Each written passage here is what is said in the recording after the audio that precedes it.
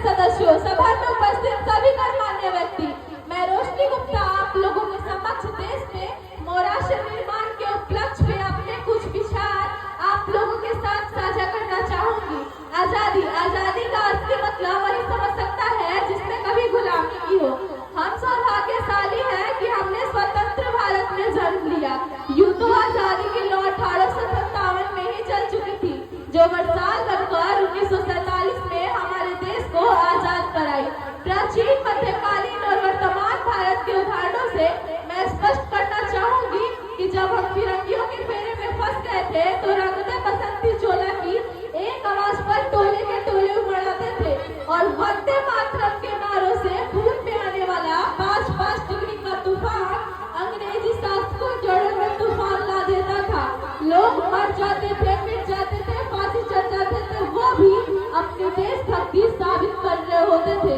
क्योंकि उस दौर की देशभक्ति की कसौटी थी।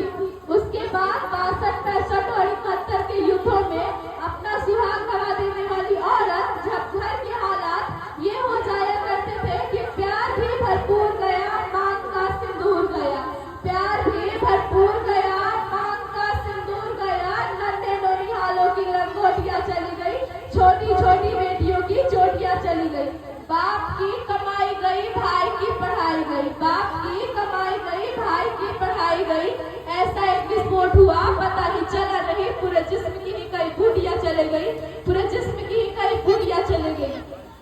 और आपके लिए तो एक आदमी मरा है ना साहब, और आपके लिए तो एक आदमी मरा है ना साहब, मगर मेरे घर की 2 रोटियां चली गई, मगर मेरे घर की 2 रोटियां चली गई वाले हालात पैदा हो जाने के बावजूद भी एक माँ अपने बेटे को सड़क पर दुश्मनों की धज्जियां उड़ाने के लिए भेज दिया करती थी और उसे ये पत्र लिखा कर ये भेजा करती थी कि अम्मा ने खत लिखा है बड़े ही चाव से, अम्मा ने खत लिखा है बड़े ही चाव से, पुत्र मेरे न घबरा जाना, 1 इंच भी पीछे न हटना, चाहे इंच कट जाना,